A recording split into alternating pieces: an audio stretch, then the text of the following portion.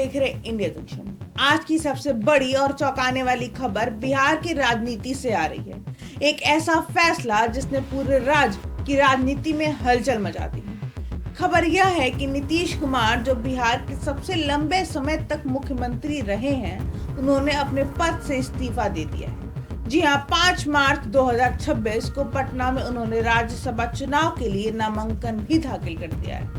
उनके साथ इस दौरान अमित शाह, डिप्टी सीएम सम्राट चौधरी और एनडीए से कई बड़े नेता मौजूद रहे हैं। यह फैसला इसलिए और भी बड़ा माना जा रहा है क्योंकि नीतीश कुमार सिर्फ एक मुख्यमंत्री नहीं थे, बल्कि पिछले 2 दशकों से बिहार की राजनीति का सबसे बड़ा चेहरा रहे हैं।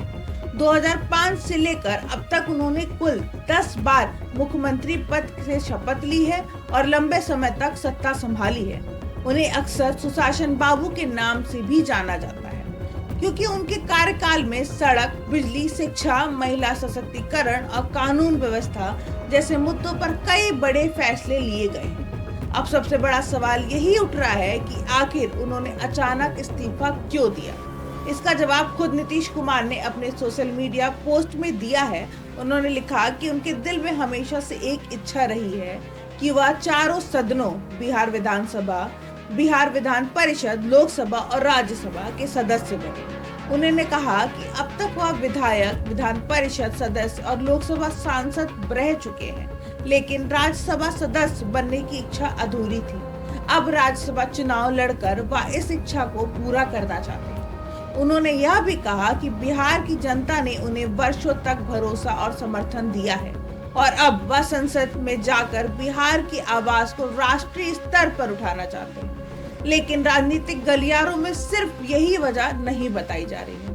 पार्टी सूत्रों के मुताबिक इसके पीछे कुछ और बड़े कारण भी हो सकते हैं। कहा जा रहा है कि पिछले कुछ वर्षों में नीतीश कुमार की सेहत पूरी तरह ठीक नहीं चल रही थी और वह सक्रिय राजनीति से धीरे धीरे दूरी बनाना चाहते हैं। इसके अलावा एनडीए के अंदर पहले से ही नेतृत्व परिवर्तन का प्लान तैयार था। बिहार विधानसभा चुनाव के बाद भाजपा और जेडीयू के बीच यह सहमति बनी थी कि कुछ समय बाद राज्य में नया नेतृत्व सामने लाया जाएगा। अब चर्चा यह भी तेज है कि भारतीय जनता पार्टी बिहार में पहली बार अपना मुख्यमंत्री बना सकती है। संभावित नामों में सम्राट चौधरी, विजय कुमार सिन्हा और कुछ अन्य नेताओं की चर्चा जोरों पर है। और वहीं दूसरी तरफ खबर ये भी है कि जेडीयू को सरकार में महत्वपूर्ण मंत्रालय और विधानसभा स्पीकर जैसे अहम पद मिल सकते हैं। कुछ राजनीतिक चर्चाओं में यह भी कहा जा रहा है कि निशांत कुमार को राजनीति में बड़ी भूमिका देने की तैयारी हो सकती है। अब इस फैसले पर प्रतिक्रियाएं भी तेज हो गई हैं। जेडीयू के कई कार्यकर्ता नाराज बताए जा रहे हैं। पटना में स्थिति नीतीश कुमार के आवास के बाहर कुछ समर्थकों ने विरोध भी जताया है। उनका कहना है कि यह फैसला अचानक और चौंकाने वाला है। दूसरी ओर विपक्ष यानी राष्ट्रीय जनता दल और इंडियन नेशनल कांग्रेस ने इसे जनता के जनादेश के साथ धोखा बताया है। विपक्ष के नेता तेजस्वी यादव ने कहा कि भाजपा ने नीतीश कुमार का इस्तेमाल किया और अब उन्हें किनारे कर दिया। वहीं भाजपा की तरफ से बयान आया है कि यह सामान्य और योजनाबद्ध नेतृत्व परिवर्तन और बिहार की विकास यात्रा आगे भी जारी रहेगी। फिलहाल सबसे बड़ा सवाल यही है कि बिहार का अगला मुख्यमंत्री कौन बनेगा। क्या पहली बार भाजपा का मुख्यमंत्री बनेगा या कोई नया नाम सामने आएगा?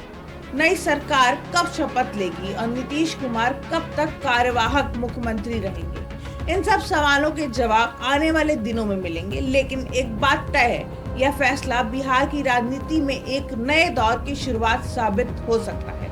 अब आप हमें बताइए कि आपको लगता है कि यह फैसला सही है? क्या नीतीश कुमार को राज्यसभा में जाना चाहिए या उन्हें मुख्यमंत्री पद पर बने रहना चाहिए? इंडिया जंक्शन, खबरों का जंक्शन।